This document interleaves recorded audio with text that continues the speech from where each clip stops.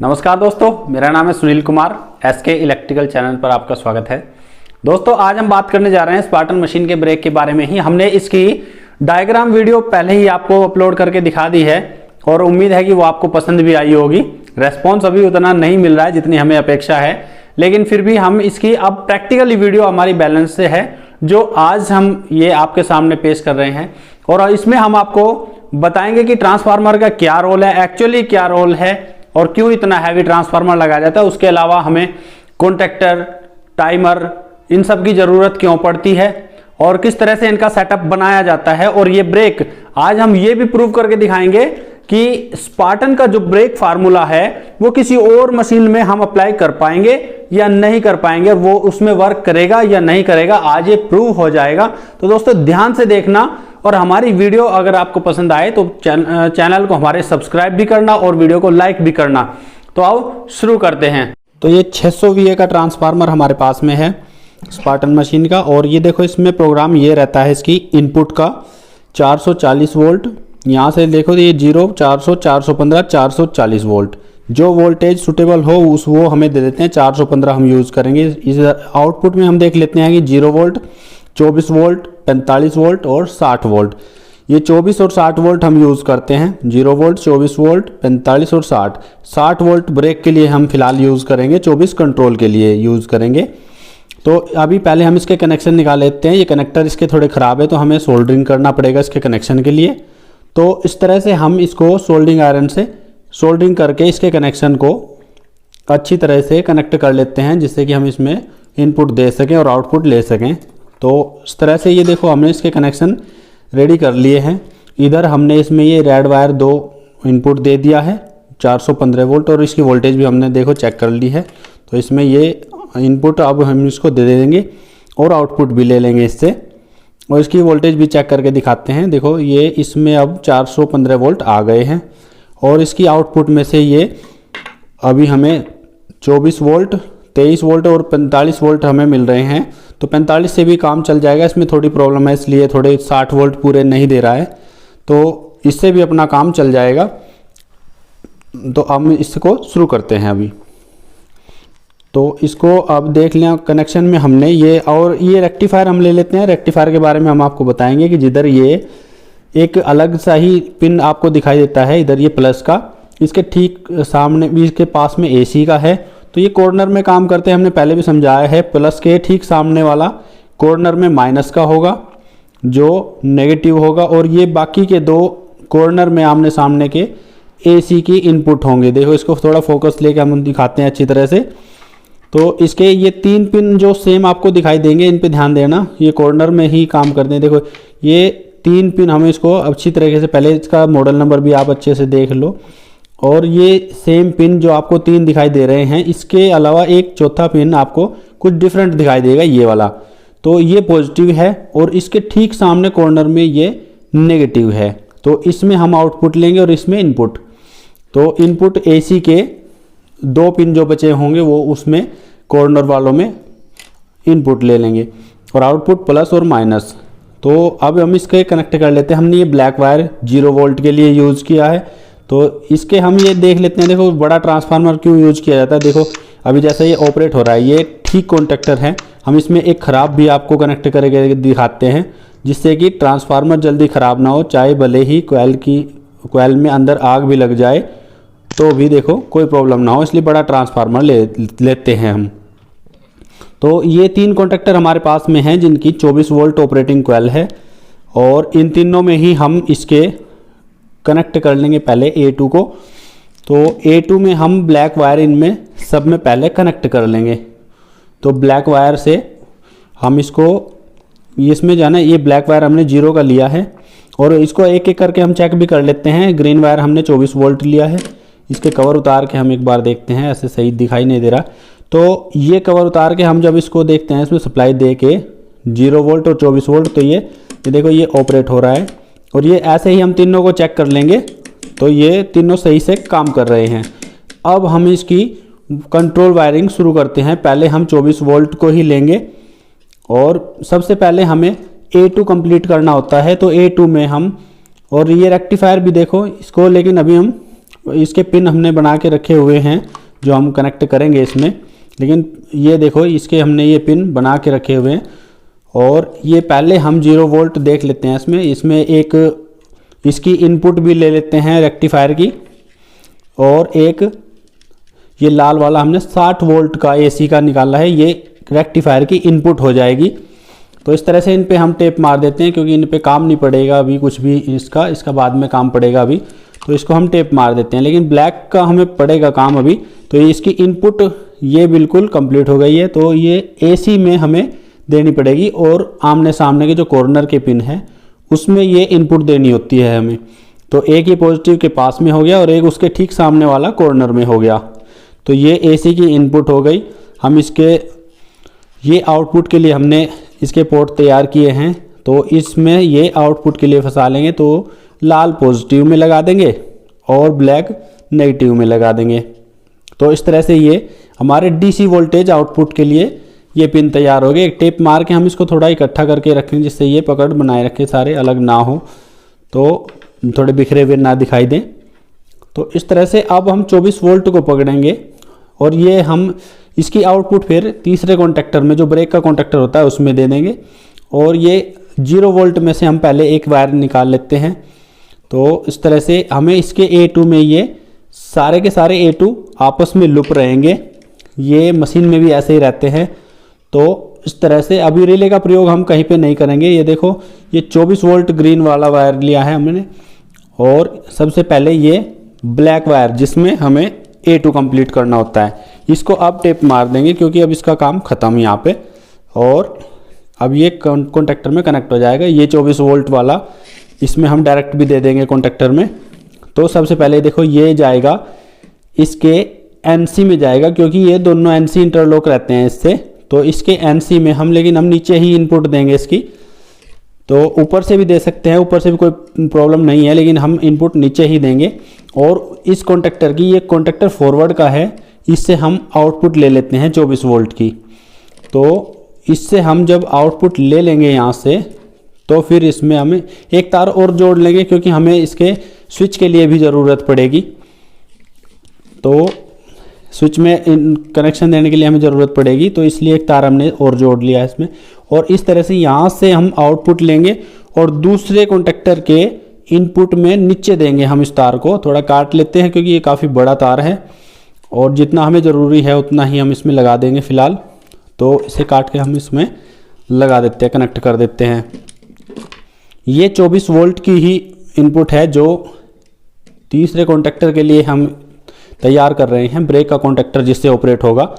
तो ये अब दूसरे कॉन्टेक्टर के NC में चला गया क्योंकि ये दोनों कॉन्टेक्टर के NC से इंटरलॉक होता है रिवर्स फॉरवर्ड के। तो फॉरवर्ड से निकल के फिर ये रिवर्स में चला गया जिसको हम ड्राइंग में कॉन्टेक्टर 2 बोलते हैं।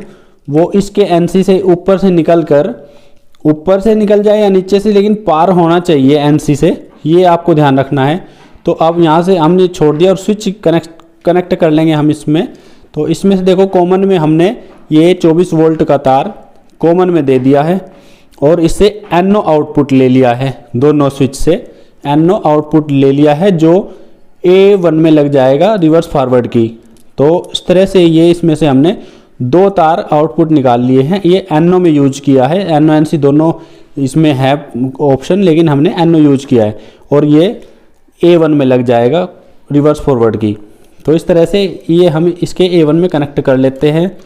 तो ये आपका फॉरवर्ड में और एक रिवर्स में, और ये इस तरह से कनेक्ट हो जाएंगे। हम अभी डायरेक्ट स्विच से दिखा रहे हैं आपको क्योंकि हमें सिर्फ ये मोटर को चलते हुए मोटर चला के दिखाना है इस पर, इसलिए हम इसको कॉन्टेक्टर में स्विच लगा के दिखा रहे हैं। नहीं तो ब्रेक हम वैसे भी चेक करा सकते थे, लेकिन इससे अच्छी तरीके से चेक हो जाएगा। तो अभी हम इससे चेक करके देखेंगे। ये देखो फॉरवर्ड रिवर्स ये दोनों चालू हो गए हैं स्विच। टाइमर को ध्यान से देख लेते हैं। और टाइमर ये हमारे पास में 22/2 का टाइमर है जो 0.8 ऑन डिले टाइमर है। ये 1 नंबर और 8 नंबर इसमें ऑपरेटिंग कॉइल होते हैं। 8 नंबर और 1 नंबर ये ऑपरेटिंग कॉइल होते हैं। और इसमें ऊपर की तरफ देखेंगे तो 3 नंबर और 6 नंबर ये नीचे ये कॉमन होते हैं। और 3 के साथ में 2 NO और 4 NC, 6 के साथ में 5 NO और 7 NC होता है। इसको हम मल्टीमीटर से भी चेक कर लेंगे। देखो ये 0.8 सेकंड का ऑन डिले टाइमर होता है और ये इसमें हम एक बार और फिर बता देते हैं, ये 0.8 सेकंड का ऑन डिले टाइमर है। इसको हम इसके NC चेक करने के लिए हम मल्टीमीटर से भी इसमें कंटिन्यूटी चेक कर लेते हैं। तो हम जैसे ही ऊपर देखेंगे तो इसमें हम देखेंगे 3 नंबर हमारा कॉमन है ऊपर। तो 3 नंबर को हम जब यहाँ पे देखेंगे 4 नंबर के साथ में तो ये कंटिन्यूटी बताएगा, तो ये NC है और 2 नंबर इसका NO है।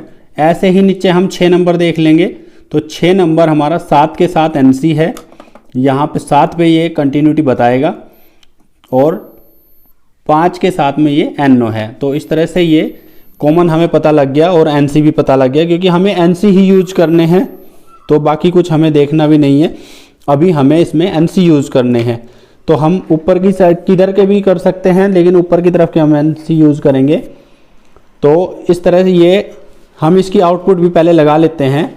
इसकी आउटपुट हम इसमें जोड़ लेते हैं। तो ये DC वोल्टेज हम मोटर में देने के लिए इसमें ब्रेक के कॉन्टेक्टर में ऊपर की तरफ लगा देंगे और नीचे से इसकी आउटपुट ले लेंगे फ़िलहाल, क्योंकि हमें नीचे से मोटर के कनेक्शन लेने हैं तो इसलिए, नहीं तो इसको हम नीचे से भी इनपुट दे सकते हैं। तो ये यहाँ पे हमने कनेक्ट कर दिए हैं और ये ब्रेक में 60 वोल्ट की सप्लाई के लिए 2 तार हमने यूज़ कर दिए। अब ये 24 वोल्ट की ऑपरेटिंग डायरेक्ट हमारी टाइमर में चली जाएगी और ये टाइमर पे कहाँ पे जाएगी, हम सीधा इसको पहले देख लेंगे। 8 नंबर को हम A2 मानते हैं तो ये A2 हम ब्लैक से 0 वोल्ट से कनेक्ट कर लेंगे। तो 0 वोल्ट हमें कहाँ से मिलेगा, 0 वोल्ट A2 पे हम किसी भी कॉन्टेक्टर के पास में से हम इसे लूप कर सकते हैं। तो इस तरह से ये हमने एक तार इसमें लगा दिया है और इसे हम अब कनेक्ट करेंगे किसी भी कॉन्टेक्टर से। तो अभी हम देखते हैं कि इसमें 2 में हमने 2 तार लगाए हुए हैं, तो जिसमें एक सिंगल तार है हम उसी से ही ले लेते हैं और इसके साथ में हम इसको कनेक्ट कर देते हैं। तो 0 वोल्ट हम इसको यहाँ से दे देंगे। तो 0 वोल्ट टाइमर में पहुँच गए 8 नंबर पे। तो 8 नंबर का जो पोर्ट है टाइमर का, वहाँ पे 0 वोल्ट। अब ये जो हमारे पास में यहाँ से इन दोनों कॉन्टेक्टर के इंटरलॉक से आया हुआ NC है, ये 24 वोल्ट, ये डायरेक्ट हम इसके 1 नंबर पे ऑपरेटिंग कॉइल पे ही दे देंगे और यहाँ से एक तार और लूप कर लेंगे, जिससे हमें कॉमन में इसके 3 नंबर में जो हमें देना है वो हमें मिल जाए। तो इस तरह से ये डायरेक्ट सप्लाई टाइमर में आ जाएगी और टाइमर के हम कॉमन 3 नंबर पे हम इसको दे देंगे और फिर वहाँ से हम आउटपुट ले लेंगे उसकी NC, ये 3 के साथ में जो 4 नंबर NC है। एक वायर का टुकड़ा हम और ले लेते हैं और उसको इसके टाइमर के NC से निकाल के सीधा ऑपरेटिंग कॉइल में चला जाएगा कॉन्टेक्टर 3 की, जो ब्रेक का कॉन्टेक्टर है। तो इससे ऑपरेट होगा कॉन्टेक्टर 3, ये हम लगा लेते हैं। तो इस तरह से ये कनेक्ट हो गया और ये जाएगा अब डायरेक्ट कॉन्टेक्टर 3 की ऑपरेटिंग कॉइल में, जिसमें A1 में हमें ये कनेक्ट करना है। तो इसको दोस्तों ध्यान से देखना है, समझ में आ जाएगी, इतनी बड़ी बात नहीं है इसमें। जब करोगे तो ये सब हो जाएगा आसानी से। इसका सेटअप बन गया। अब इसमें सप्लाई दे के देखते हैं। देखो ये 0.8 सेकंड का ऑन डिले टाइमर इसमें स्टार्ट हो गया है, सप्लाई इसमें आ गई। हम इसको देखो स्टार्ट करके देखते हैं, यहाँ से ये बंद हो जाएगा। कोई सा भी जब रिवर्स फॉरवर्ड कोई सा भी कॉन्टेक्टर चलेगा तो ये बंद हो जाएगा, ब्रेक वाला ये नहीं चलेगा। जब ये बंद रहते हैं तो तभी ये ऑपरेट होता है, वो भी 0.8 सेकंड के लिए। तो इस तरह से ये अब हम इसमें मेन सप्लाई दे देते हैं 3 फेज़ की। तो 440 वोल्टेज हम इसमें कनेक्ट कर देते हैं, क्योंकि हमें इससे मोटर चला के देखना है। तो किसी भी एक कॉन्टेक्टर में हम इसको लगा के देख लेते हैं, इसमें हम दोनों में नहीं लगाएंगे। तो इस तरह से ये कनेक्ट कर दिया है हमने और इसकी सप्लाई भी हम चेक कर लेते हैं। तो ये देखो ये 430 वोल्टेज इसमें आ गए हैं, 420 430 ये वोल्टेज इसमें आ गए हैं 3 फेज़। और यहाँ से फिर हम इसमें से मोटर के लिए ले लेंगे। तो हमारे पास में एक मोटर है, किसी दूसरी मशीन का मोटर है, ये स्पार्टन का नहीं है। ये सिंपल ब्रेक जो इसके पीछे लगा रहता है वो वाला मोटर है, हमने इसका ब्रेक पीछे से हटा दिया है। तो इसमें से दो वायर हम नीचे से कनेक्ट कर लेंगे, जिसमें मोटर की वाइंडिंग में हमें ये 60 वोल्ट पहुँचाने हैं। तो ये ब्रेक के 60 वोल्ट हम जहाँ पे मोटर के तार लगे रहते हैं कॉन्ट्रैक्टर में नीचे, उसमें कनेक्ट कर देंगे किसी भी 2 वाइंडिंग में। तो इसकी 2 तार में हम इसको कनेक्ट करके इसमें कनेक्ट कर देते हैं। हमने लगा दिया ये। तो इस तरह से कोई से भी 2 तार में हम ब्रेक के तार लगा देते हैं। हम इसको शुरू करके देखते हैं, स्टार्ट करके, इससे पता चल जाएगा कि ये इस पर काम करेगा या नहीं करेगा। तो ये देखो, ये मोटर हमने हाथ से मैनुअली घुमा दी है, फ्री घूम रही है एकदम। तो अब हम इसको स्टार्ट करेंगे तो ये ध्यान से देखना, ये बिल्कुल सही वर्क करेगा। अब इसमें सप्लाई दे देते हैं। सप्लाई इसमें आ गई है। तो देखो, ये एक बार हम और सप्लाई बंद करके चला के देखते हैं। देखो एकदम ये ब्रेक लग रहे हैं। तो अब इसको हम एकदम स्पीड में घुमा के देखते हैं। तो ये हमने पुश बटन दबाया, कोई सा भी, अभी ये पुश बटन हमने दबा दिया जो जिससे ये चला और एकदम से रुक रहा है। तो ये एकदम ब्रेक सही काम कर रहा है, मोटर को एकदम से रोक रहा है। तो इससे हम ये देखते हैं कि कोई सा भी मोटर हो, अगर हमने ये फार्मूला उसमें फिट कर दिया तो ये काम करेगा ही करेगा। तो इस तरह से ये एकदम फार्मूला पास है। तो दोस्तों, इस तरह से आपने देखा कि ये आज प्रूव हो गया कि स्पार्टन मशीन का जो फार्मूला है ब्रेक का, वो हम किसी भी मोटर में अप्लाई कर सकते हैं जिसमें दूसरे टाइप का ब्रेक नहीं लगा हुआ है, या उसको रिमूव करके हम उसमें ये फार्मूला लगा सकते हैं। लेकिन ये कॉस्टली पड़ेगा, क्योंकि हमें इसके लिए एक बड़ा सा ट्रांसफार्मर, टाइमर और अलग से एक कॉन्टैक्टर, ये सब अरेंज करके लगाना पड़ेगा। रेक्टिफायर भी हमें अलग से अरेंज करके लगाना पड़ेगा। लेकिन अगर हम ये सब अरेंज कर सकते हैं तो उसमें ये डेफिनेटली वर्क करेगा। तो आज ये हमने प्रूव कर दिया। दोस्तों, हमारी वीडियो आपको पसंद आई हो तो इसको लाइक जरूर करो और हमारे चैनल को सब्सक्राइब जरूर करो दोस्तों, क्योंकि हमारी जो मेहनत है वो आप देख ही रहे हो कि सब सामान जुटाना और फिर उस पर वर्क करना, तो मेहनत तो दोस्तों लगती है। तो मेहनत के लिए एक लाइक तो जरूर बनता है। हमारे जो है ना वीडियो पर हमारे जो सब्सक्राइबर हैं और व्यूवर्स हैं वो लाइक नहीं करते हैं, ऐसे ही देख के चले जाते हैं। तो ऐसा मत करो प्लीज़। हमारी वीडियो अगर अच्छी लगे तो हमारी मेहनत को ध्यान में रखते हुए इसे लाइक जरूर करो और हमारे चैनल को सब्सक्राइब जरूर करो। धन्यवाद।